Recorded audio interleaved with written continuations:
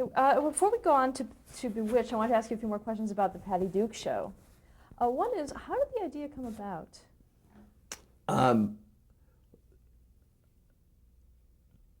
United Artists wanted to had a deal with me to do a series pilot, and they selected Patty, and I went to New York to interview her, talk with her, get to know her. What did you think of her? I liked her very much. Yeah, she was great. She went into a show in Boston, and I went up to Boston. This was another time I went in to see her when Sydney came in, and we were started to do this idea, which is her identical cousin, and I went to Boston to see her in a show that didn't go. I forget what it was, but I went over it with her, and she was happy. She had with her Charles Ross. Was it Charles Ross, her manager, and his wife, who really managed her very closely. And her mother, who was really a lovely woman, was kind of just out of the picture because of the Rosses. I think John Ross was his name, I forget. And she moved in with them. And that part of it was a little bit strange. And I talked to Patty about it, and I said, your mother she did have a drinking problem, and yet she was all right. It was okay. It was fine.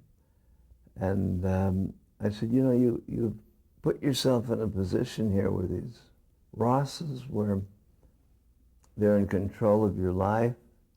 They're making you play the age of your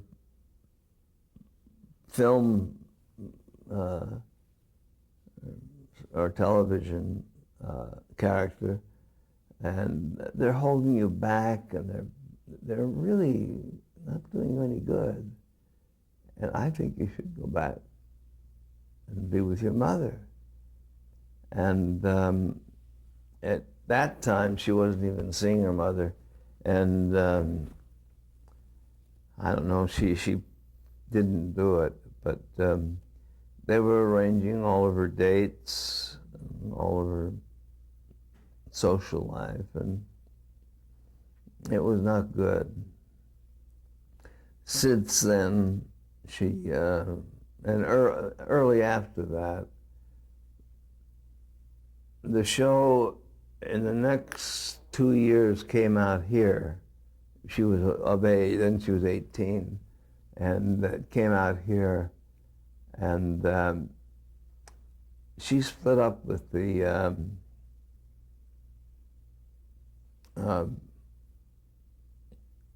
Rosses, and it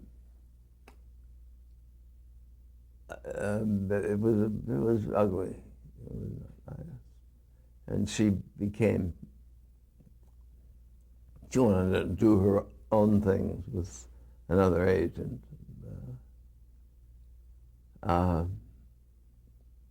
She and her mother got together, and that was good. And so it was kind of nice. How did the idea of identical cousins come about? I don't know, either Sydney or myself came up with the idea. I don't remember which one of us came up with it, but she had just done, oh God, she was deaf, Oh, the Miracle Worker. miracle worker, and she was quite an actress, and it's hard to find the character for her. She was young, and but anyway, we felt this would give her an opportunity to perform two different roles, and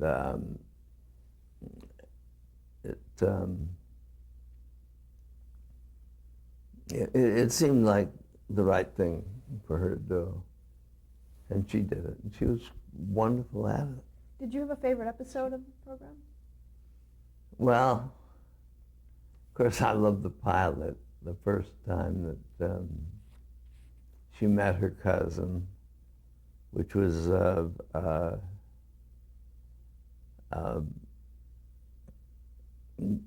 wonderful, wonderful show.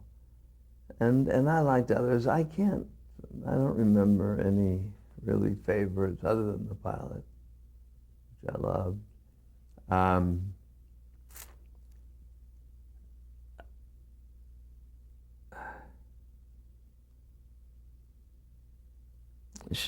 don't really remember any others. You know, the show had a lot to do with teenagers and, you know, teenage life and music and this and that. How were you able to incorporate that? Did you... Well, she was going to school, she and her teenager. But as a director, how did you know what was in and, you know, what to do? What was in? I don't know. I hung out with the kids at school, and we just got a feeling of how they behaved. And then, of course, we gave her her own characters, two girls. And it was a tough show to do. It really was. It was hard. And I had problems with United Artists about it, with the time and the money, and there was a lot of problems. I was happy to be out of there. Okay, so let's move on to Bewitched. Yeah. How did that come about for you? Well, Liz and I had done a movie together, and That was Johnny Cool? Johnny Cool, yeah. And I was busy doing, and we started going together, and we got married, and I was busy doing television, and so was she. And she made up her mind she didn't want to work anymore. And she insisted upon it. She had some an offer of some kind, and she turned it down, and she just wasn't going to work anymore. And I told her, I said, this is not right. This isn't fair. You're too good. You just don't belong retired. And she said, well, I want to stay. We'd had a baby. And she said, I don't want to leave the baby, and I don't want to be away from you. And she said, I just don't want to work. And I suggested, what if we do something together? How would you feel about that? And she said that I would do that. I would do that if you could find something. And so I wrote something. I was doing a pilot with Paul Lynde, and I wrote something for us to do, and there, and submitted it to Columbia, and they liked it, and they said, but it's close to something else that we have. It was about my script was about a young girl who, like a Gidget character, who was going with a boy on the beach, and there were no last names on the beach. The beach kids all only first names. And anyway, they were in love and they got married. And on the night of their marriage, she tells him that she's the daughter of J. Paul Getty, or the equivalent. And he was furious. He said, you know, you tell me, a man, that isn't something you tell him when after you marry, you've done before. And they had quite a scene about that. And he said that your family will be interfering all the time. And they had a house at the beach on stilts, and he worked he worked at a gas station. And when the surf was up, he was out there with her. And anyway, that was the basic idea. Do you remember the name of that concept? That oh boy, no, I don't remember. I might forward through. Oh, but anyway, the script that they had was called The Witch of Westport, and it had been written by Saul Sachs, and it had been written for God. Was it Tammy Grimes? Tammy Grimes, thank you. And it was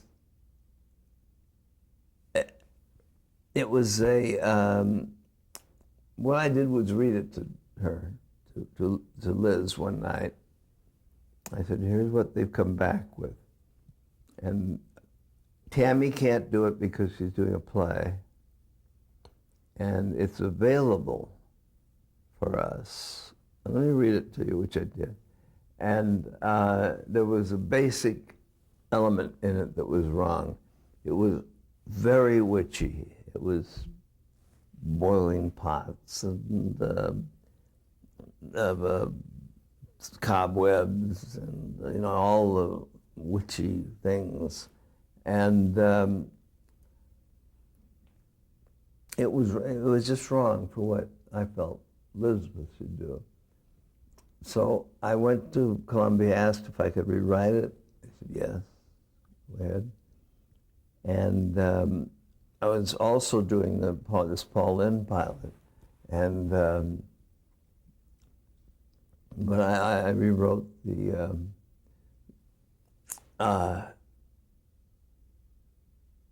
Witch of Westport, and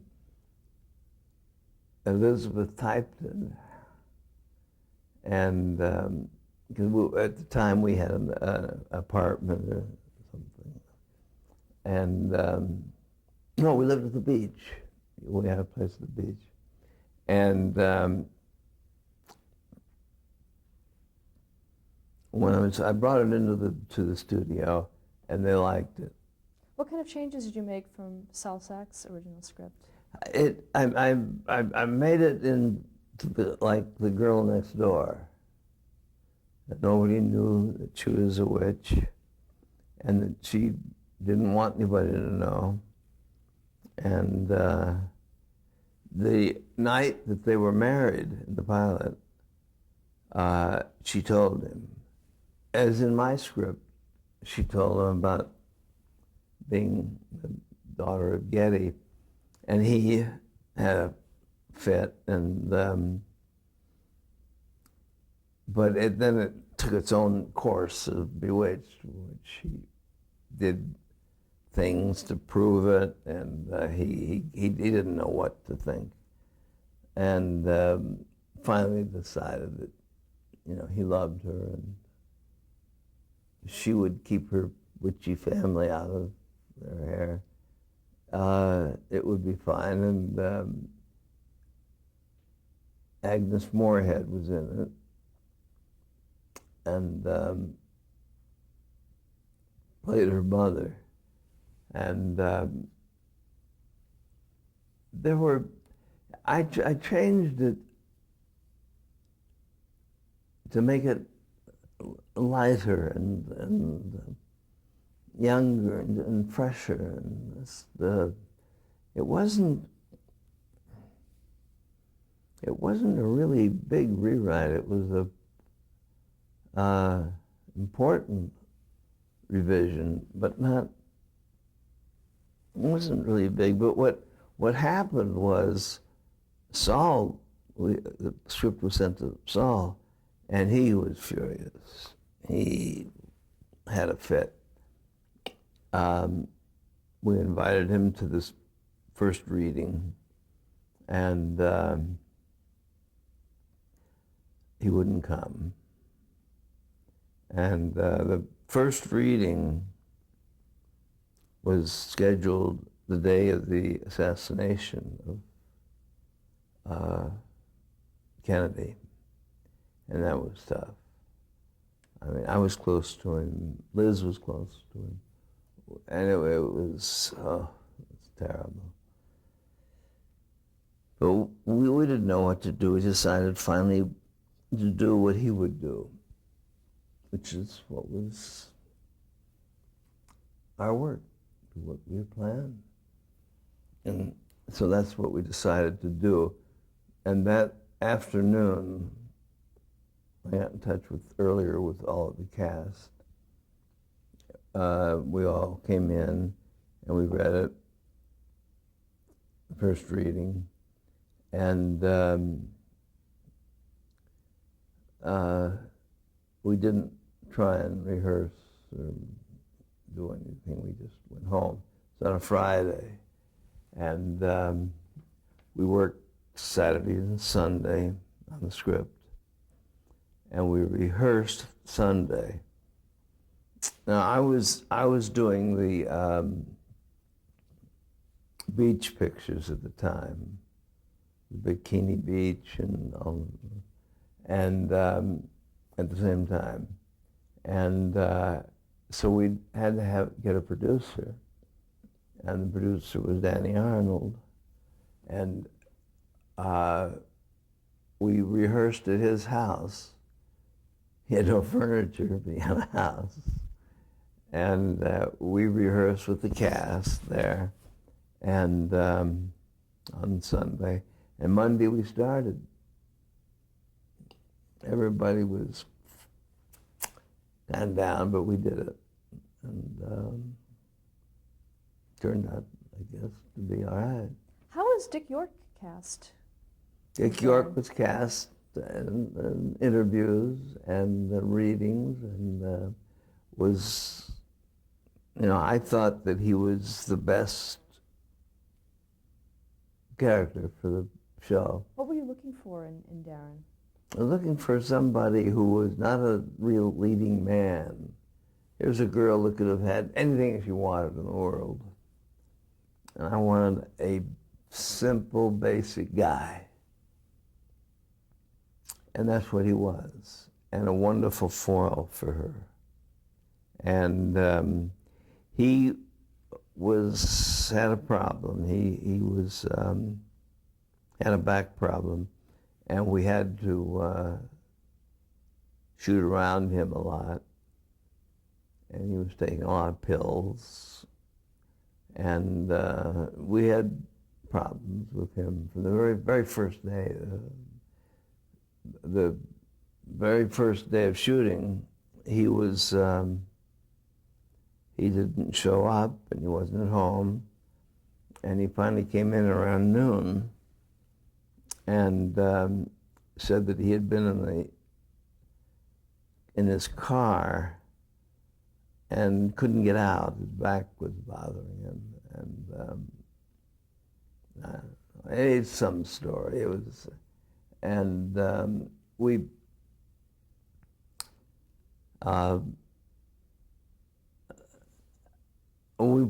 put up with his problem. The studio wanted to replace him, and I didn't, and we had a conflict over that, but I prevailed, and he was with us for 5 years.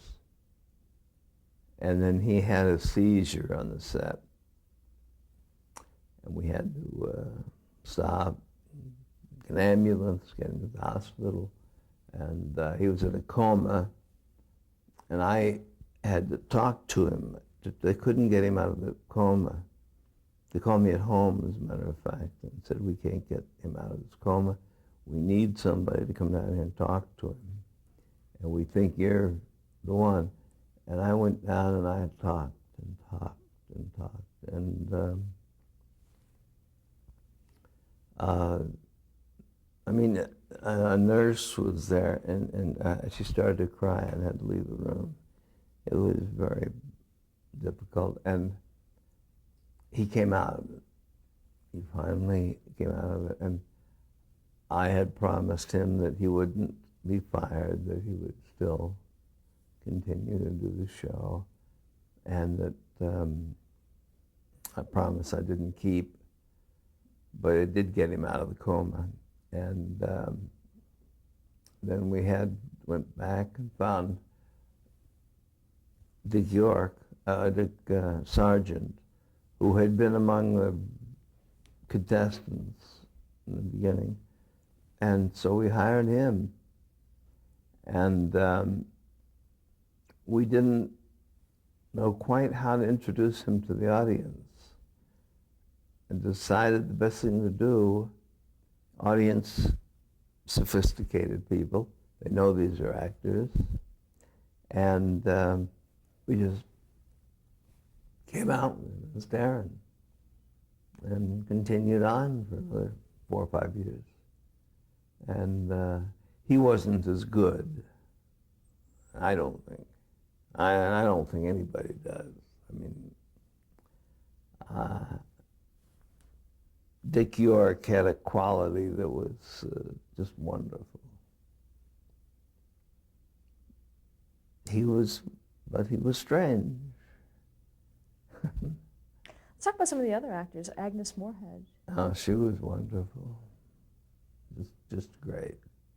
Couldn't find a better person. I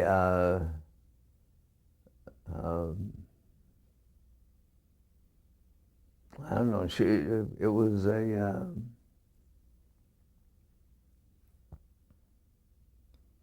She was just a great gal. Maurice Evans? Maurice Evans was great.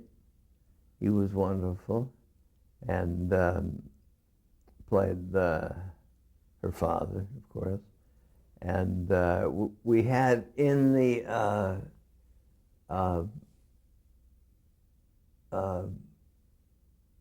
what? Hey, we're going to go over a little bit. No, we're not going over. Yeah. Have you finished the early television? Have you came? Well, we haven't You yet. have done Bewitched. Okay, due to time constraints, we're going to have to go to a part 2 of this interview. So we're going to stop talking about Bewitched for now, but we'll come back to it because we have a lot to ask you. Okay. But we'd like to ask you, you've directed so many shows. Right. Yeah. What advice would you give to an aspiring television director? Well, my son is a director, and he just did a film with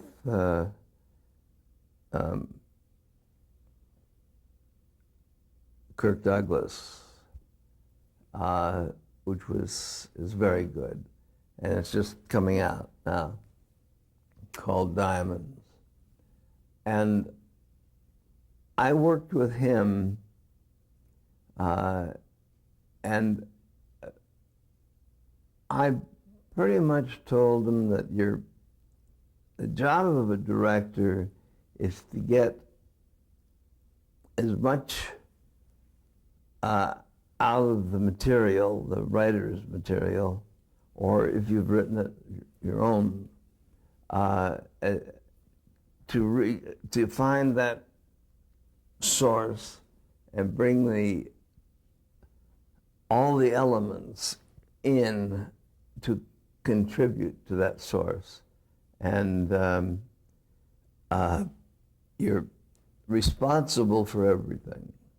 The sets, the costumes, and you have to keep all that in your mind and try and achieve the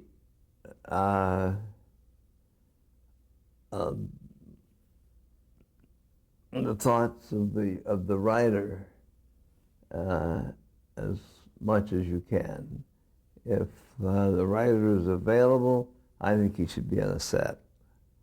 A lot of directors don't agree with that, but I do, and I produced almost everything that I directed.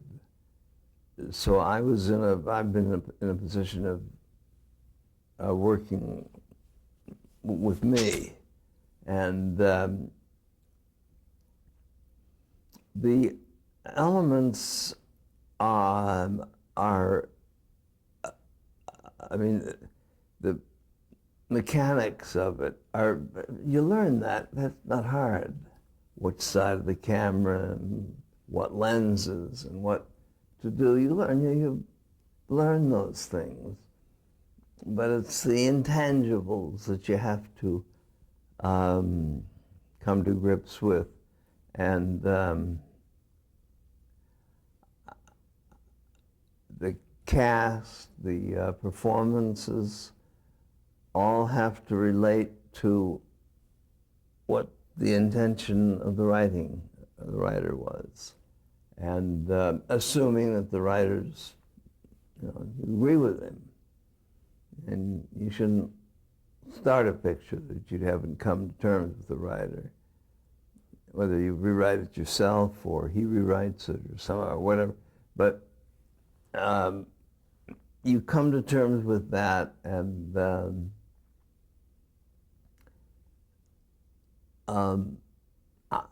I think that's about it. I mean, there's no mystery or about doing it, mechanics or anything. That's all. Just do it. Is there anything particular to comedy? Pardon me? Is there anything particular to comedy that you should know?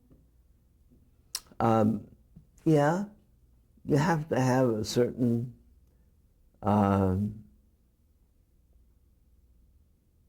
frame of reference to humor, which makes it even tougher. I mean, that you're, I guess, born with. And you